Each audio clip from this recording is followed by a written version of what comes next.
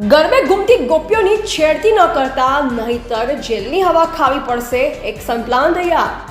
નવરાત્રિમાં છોકરીઓની છેડતીની ઘટનાઓને રોકવા માટે આ વખતે સુરત પોલીસે નવતર અભિગમ હાથ ધર્યો છે।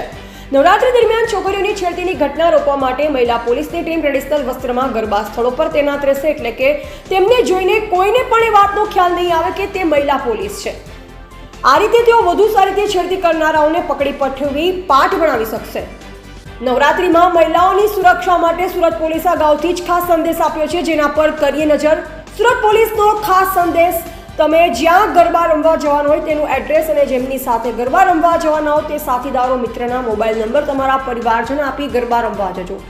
ગરબા રમવા જાઓ ત્યારે આપના મોબાઈલ ફોનના સેટિંગમાં ગૂગલ લોકેશન ફીચર હંમેશા ઓન મોડ પર રાખો। અજાણી અથવા ટૂંકા પરિચયવાળી વ્યક્તિઓ દ્વારા ઓફર કરાયેલ પીવાના પાણી, કોલ્ડ ડ્રિંક્સ અને ખાદ્ય પદાર્થ ખાશો નહીં। અજાણી કે અપરિચિત વ્યક્તિઓ સાથે સોશિયલ મીડિયા પર વ્યક્તિગત બાબતો, ફોટોગ્રાફ્સ કે વિડીયો શેર ન કરો। સોશિયલ નેટવર્કિંગ સાઇટ દ્વારા મળેલ વ્યક્તિઓની સાથે મુલાકાત કરતી વખતે યોગ્ય સતર્કતા દાખવજો। ગરબા રમવા જાઓ ત્યારે પરિચિત ગ્રુપમાં જ રહેજો। અજાણી વ્યક્તિ પાસે લિફ્ટ લેવાનું કે તેમને લિફ્ટ આપવાનું ટાળજો। કોઈપણ અજાણી કે અપરિચિત વ્યક્તિ સાથે એકાંતવાળી કે વાવડી જગ્યાએ ન જશો।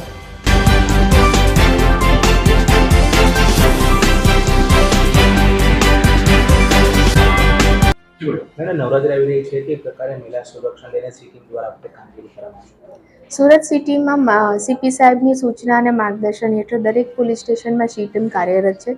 દરેક સી ટીમમાં 5 થી 6 કર્મચારીઓ કાર્યરત છે।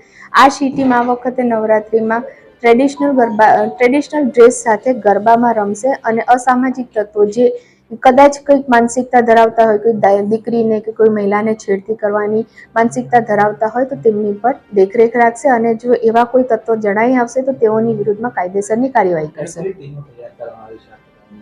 ટોટલી 35 થી 37 ટીમો છે। દરેક ટીમમાં 5-5, 6-6 કર્મચારીઓ પૈકી ટોટલ 130 થી 150 લોકો આમાં છે। તે પ્રકારની કાર્યવાહી કરાશે, આવા કોઈ ગુનાખોરી કરતા પકડાશે?